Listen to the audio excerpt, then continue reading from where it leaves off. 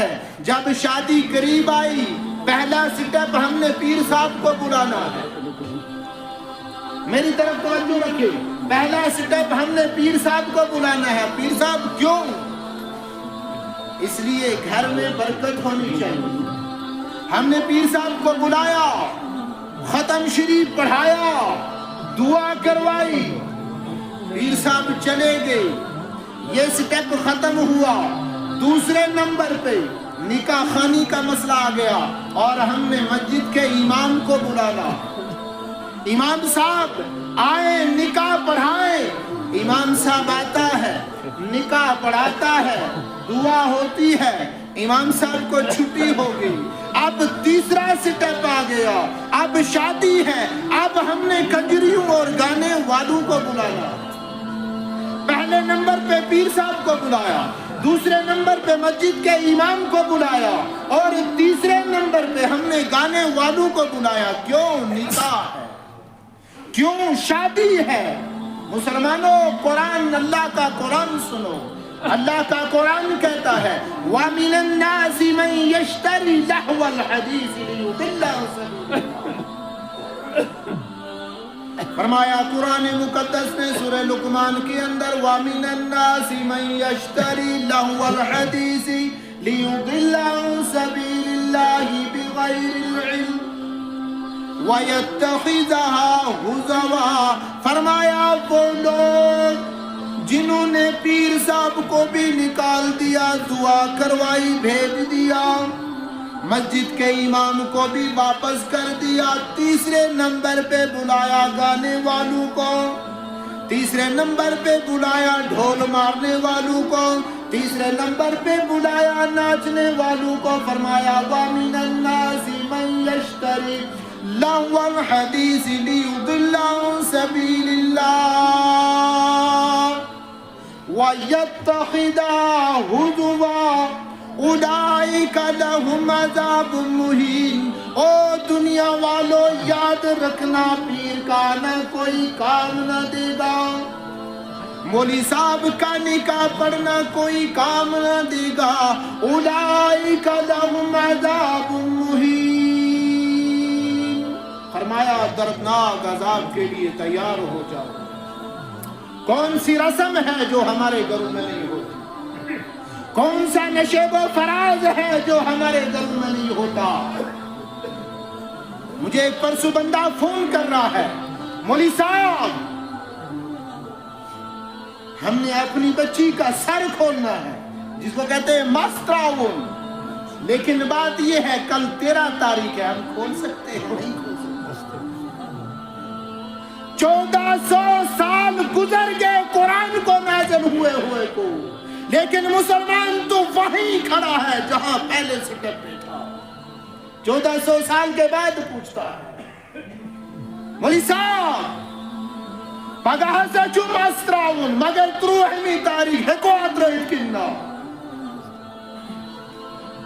آمنت باللہ وملائکتہ وکتبہ ورسلہ والیوم الاخر والقدر خیرہ وشرہ من اللہ تعالی والبعث بعد الموت. او ایمان والے, تو مسلمان تب ہے, تیرا ایمان ہے خیر اور شر اللہ کی طرف سے. تو ابھی 8-18 میں پھنسا ہوا ہے, 23-28 میں پھنسا ہوا ہے, 3 اور 13 میں پھنسا ہوا ہے. ہاں, میں نے وہ لوگ بھی دیکھے جو 8 دن پہلے اپنی اس بچی کو اٹھا کے باتھ روم لیتے ہیں, اٹھا کے وہاں سے واپس اپنے کمرے میں رکھتے ہیں. میں نے وہ لوگ بھی دیکھے جب گھر سے بچی نکلی اور اس کے دائیں بائیں 2 بندے کھڑے ہیں, دونوں کے ہاتھوں میں چاول کے ٹھیلے ہیں, وہ ایک ٹھیلے سے چاول نکالتی ہے, آگے پھینکتی ہے, پاؤں رکھتی ہے, دوسرے سے چاول نکالتی ہے, آگے پھینکتی ہے, پاؤں رکھتی ہے. ارے اس سے کیا ہوگا؟ کہا یہ رزق اور روزی میں ڈوب جائے گا, کبھی اس کو کمی نہیں پڑے گی. ہم ان بیہودہ اور یہودانہ نظر رسموں کے اندر پڑے ہوئے ہیں, پھر کہتے ہیں ہم بھی مسلمان ہیں. مسلمان تیری شادی کیسی ہے؟ مسلمان تو نے پیغمبر کے طریقے کو چھوڑ دیا, کیا تیری بچی کی عزت فاطمہ الزہرا رضی اللہ تعالیٰ عنہ کی عزت سے بڑی تو نہیں ہے؟ تیری بچی کا کمال فاطمہ سے بڑا تو نہیں ہے؟ تیری بچی کی آبرو فاطمہ سے زیادہ تو نہیں ہے؟ مسلمانوں، جب فاطمہ الزہرا امام الانبیاء کی لخت جگر حضرت فاطمہ رضی اللہ تعالیٰ عنہ کا نکاح ہوا، حضرت عائشہ ان کے کپڑے تیار کرتی ہے، ام سلمہ کپڑے تیار کرتی ہے، حضرت علی رضی اللہ تعالیٰ عنہ کے ساتھ جب نکاح ہوا، حضرت علی کو رسول اللہ نے کہا، جب حضرت علی رشتہ مانگنے کے لیے آئے، رسول اللہ نے کہا علی آپ کے پاس کچھ ہے مہر ادا کرنے کے لیے؟ یا رسول اللہ میرے پاس کچھ نہیں ہے۔ کہا علی کچھ؟ کہا ایک زرہ ہے، ایک تلوار ہے۔ کہا علی تلوار کو جہاد کے لیے رکھو، جاؤ زرہ بیچ کے آؤ، مہر ادا کرو۔ حضرت علی رضی اللہ تعالیٰ عنہ بازار جاتے ہیں، زرہ بیچتے ہیں، 400 درہم کے اندر عثمان غنی رضی اللہ تعالیٰ عنہ مارکیٹ میں ملے۔ علی کہاں جا رہے ہو؟ یا عثمان میں نے اپنی زرہ بیچنی ہے۔ کیوں بیچتے ہو؟ امام الانبیاء کے گھر میرا رشتہ ہوا ہے۔ حضرت علی اپنی زرہ بیچتے ہیں۔ حضرت عثمان کہتے ہیں علی کتنے میں بیچو گے؟ حضرت علی کہتے ہیں میں نے 450 درہم اس کی قیمت لگائی ہے۔ حضرت عثمان 450 درہم دیتے ہیں، زرہ خریدتے ہیں اور پھر 450 درہم کے سامان بھی دیتے ہیں، یہ درہم بھی واپس دیتے ہیں۔ جب حضرت علی واپس جانے لگے، حضرت عثمان غنی رضی اللہ تعالیٰ عنہ یہ زرہ علی کے حوالے کرتے ہیں۔ کہا علی زرہ بھی لے جاؤ، 400 درہم بھی لے جاؤ۔ کہا عثمان واپس کیوں دیتے ہو؟ حضرت عثمان نے جواب دیا پیغمبر بیٹی رب امام الانبیاء کی ہو، خرچہ حضرت عثمان کا ہو، اس سے بڑا فخر میرے لیے کیا ہوگا؟ مسلمانوں، گھر بچھائی نہیں ہوئی، سال پہلے تیاریاں نہیں کی، زیورات نہیں لائے گے۔ کہا علی جاؤ تیاری کرو۔ حضرت علی رضی اللہ تعالیٰ عنہ اپنے گھر جاتے ہیں، ستو اور پنیر جمع کرتے ہیں۔ مسلمان اتنا بےہودہ کیوں ہو گیا؟ پھر کہتا ہے میں حضرت فاطمہ کا نام لیوا ہوں، پھر کہتا ہے میں امام الانبیاء تاجدار مدینہ محمد عربی صلی اللہ علیہ وسلم کے طریقے پہ چلنے والا ہوں۔ کہا علی جاؤ تیاری کرو۔ حضرت علی رضی اللہ تعالیٰ عنہ اپنے گھر گئے۔ کہا علی جاؤ اپنے گھر جاؤ، شام کو آپ کی امانت پہنچ جائے گی۔ شام کا وقت ہے، حضرت ابو بکر ساتھ چلتے ہیں، عمر ساتھ چلتے ہیں، عائشہ ساتھ چلتی ہے، ام سلمہ ساتھ چلتے ہیں۔ شام کو لے کر حضرت علی کے گھر حضرت فاطمہ کو چھوڑا۔ کہا فاطمہ علی یہ آپ کی امانت ہے، یہ آپ کے حوالے ہے۔ اور اس کے بعد دعوت کیا ہوئی؟ فرمایا حضرت علی رضی اللہ تعالیٰ عنہ نے پنیر اور ستو تیار کیے۔ امام الانبیاء تاجدار مدینہ محمد عربی صلی اللہ علیہ وسلم نے حضرت علی کے دسترخوان پہ بیٹھ کر یہ چیزیں کھا کر واپس آئے۔ مسلمان تو اپنی شادی میں ناچتا ہے، تو اپنی شادی میں گانا گاتا ہے۔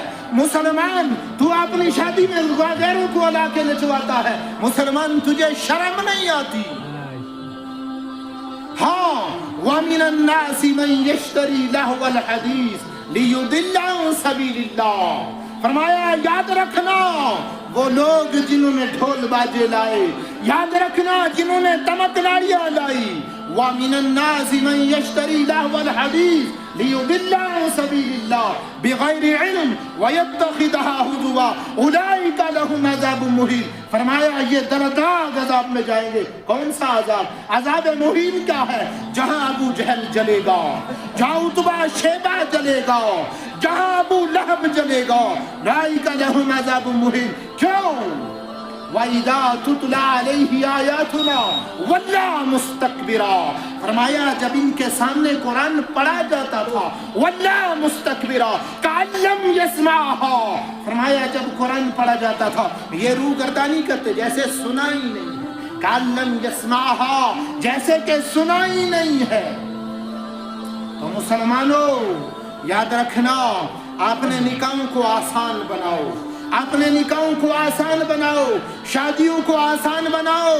اپنے نکاح اور شادی کے اندر گانے بند کرو، ڈھول باجے بند کرو۔ مولوی صاحب جو نکاح پڑھنے جاتا ہے الحمدللہ پہلے تو علماء کو بلایا ہی نہیں جاتا۔ کس کو بلایا جائے گا؟ جو محلے کا بڑا، جس کو 6 کلمے یاد نہیں ہوتے۔ ہاں اگر بلایا پھر اس کو بلایا جائے گا جس کو خطبہ پڑھنا بھی نہیں آتا. اس لیے مسلمانوں، نکاح کا مقصود جو ہے، شادی کا مقصود جو ہے، لب لباب جو ہے، وہ خطبہ نکاح ہے. اور اس خطبہ نکاح کے اندر شادی کی پوری حقیقت کو بیان کیا جاتا ہے. اس لیے نبی اکرم صلی اللہ علیہ وسلم نے فرمایا اجعلوا النکاح فی المساجد، نکاح مسجدوں میں کیا کرو. ہاں، نکاح مساجد کے اندر کرو، نکاح کی فضیلت بیان کرو، نکاح کو آسان کرو. زنا مشکل ہوگا، جتنا نکاح مشکل ہوا اتنا زنا عام ہوگا. تو آج نبی اکرم صلی اللہ علیہ وسلم نے فرمایا یا معاشر الشباب من استطاع منکم الباء فلیتزوج، جو تم میں سے قدرت رکھتا ہو وہ نکاح کرے.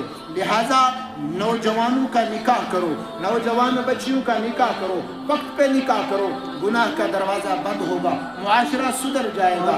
رب ذوالجلال مجھے اور آپ کو عمل کی توفیق عطا فرمائے. وما علینا